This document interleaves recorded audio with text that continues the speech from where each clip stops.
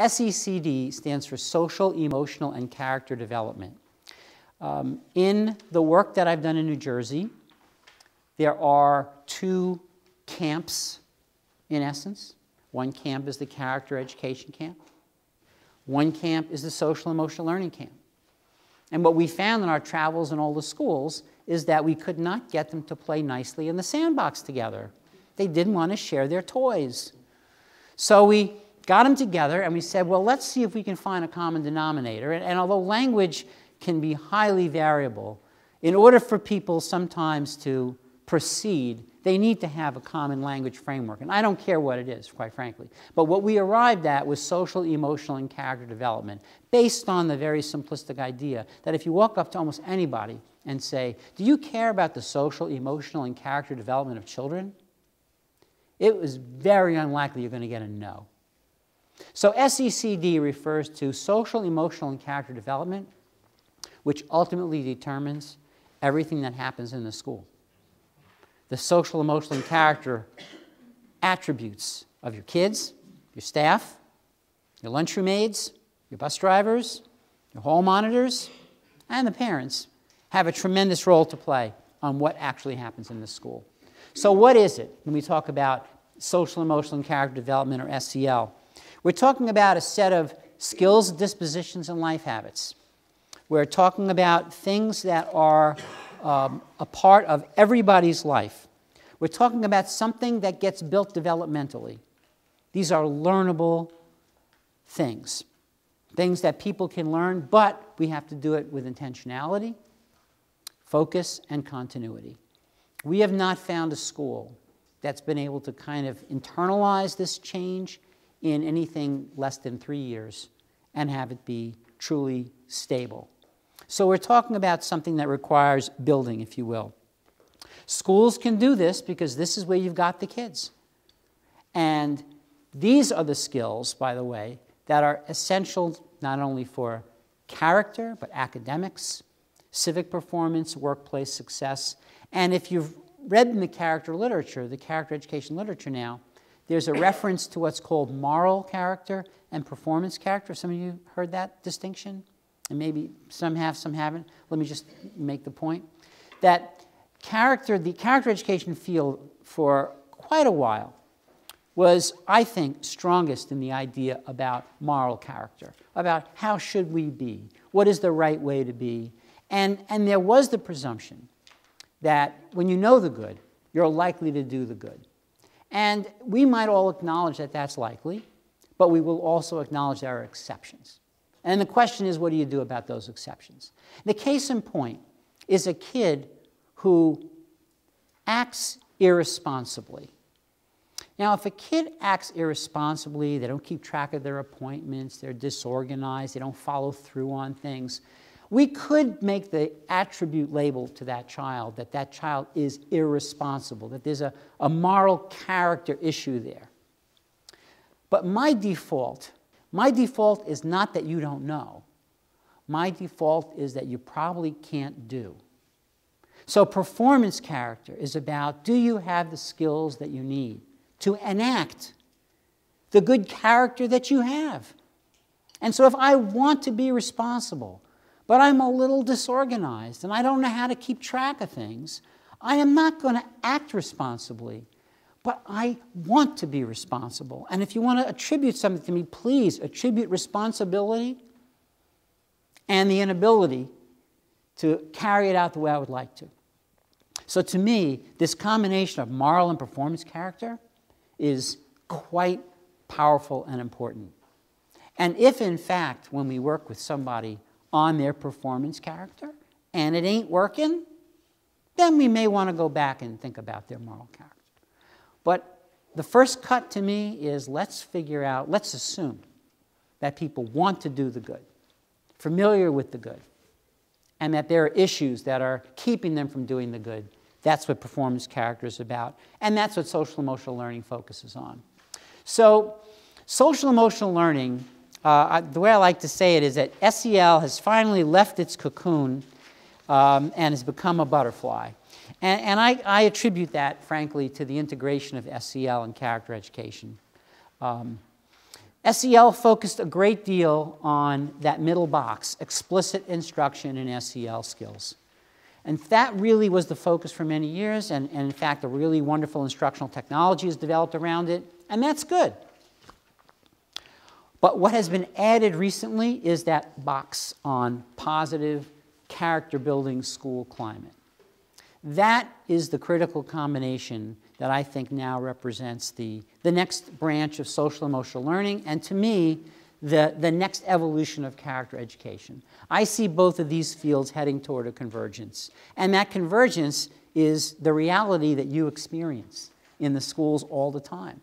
It is not just one or the other, it's both. And the goal is positive results for children. And we know it's going to take both. Programs are not enough. Just having a nice school is not enough.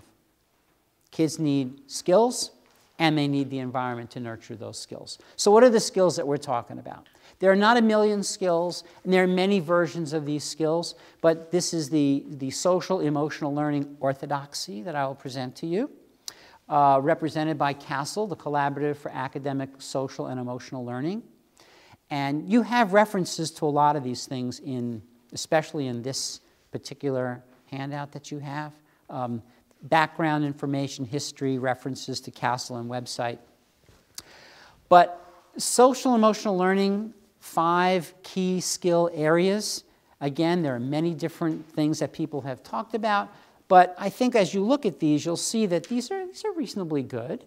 Self-awareness, which is all about recognizing your emotions, understanding your strengths and limitations. Now, I'm going to tell you that for my money, the area that I think is the most crucial area of skill deficit in our kids today is their emotion vocabulary and their emotional processing, regulation, and management skills. We got kids who are brilliant in their academic vocabulary, but highly deficient in their emotion vocabulary. And let me give you a case example. So we got a kid who's doing math, working on the math homework, 10 minutes, 15 minutes, 20 minutes, and all of a sudden, that kid takes the books, throws them off the table onto the floor, right? What is the most likely feeling if you ask that kid that they're experiencing? What do you think they're most likely to say? What kind of feeling are they experiencing? Frustration. Frustration? Mad, right? Many of our kids actually use the word mad a lot. And what's interesting in this culture is that our kids will use the word mad when they're not necessarily mad, right? And we sort of pick up on this because we live in a culture where extremes are emphasized, right? We have extreme sports. We have a lot of extremes. We have road rage, right? Any of you experienced road rage? Of course, back in New Jersey, everybody has road rage. Nobody has road mild annoyance. It's only road rage. And road rage can be set off by the tiniest little thing. And that's what happens with our kids. They get set off by the tiniest little thing, and they're likely to refer to it as mad. Now, the emotional intelligence research tells us that when you experience what you perceive to be anger, and you're mad, you are not reachable. You are what Dan Goleman refers to as being emotionally hijacked. Now, the other feelings that that kid could be experiencing were frustration. What else? What else could that kid be experiencing? Embarrassment. Incompetence. Hopeless. Annoyed. Unsuccessful. The point being that if the child labels those feelings as mad, those feelings are not workable. You can work with any other feeling than mad. You can work with frustration, incompetence, hopelessness, embarrassment, anxiety. You can work with any of those, but you can't work with mad. So when our kids have inappropriate labels for their feelings, which many do, this is a very large problem. And the problem extends to academics. Because when kids are reading things, especially literature that we would say is good literature, They've got to absorb the interpersonal nuance. If they don't get the interpersonal nuance of what they're reading is very meaningless to them. Now, when our kids now can read graphic comics and other things where the feelings bubble pops up, and they're told how the characters are feeling, they have no ability to make any inferences.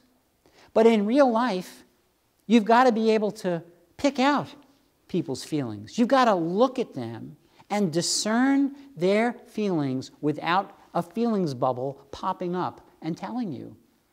And you've got to do it pretty fast. But most of our kids do it too fast. They do it too fast, and they attribute to you the feeling that they want you to have. So the common example that teachers know so well, and probably administrators know it too, is when they're busy doing something and they're very involved in some kind of an activity, and someone comes up and asks them for something. And you ask yourself, like, can't you see I'm busy?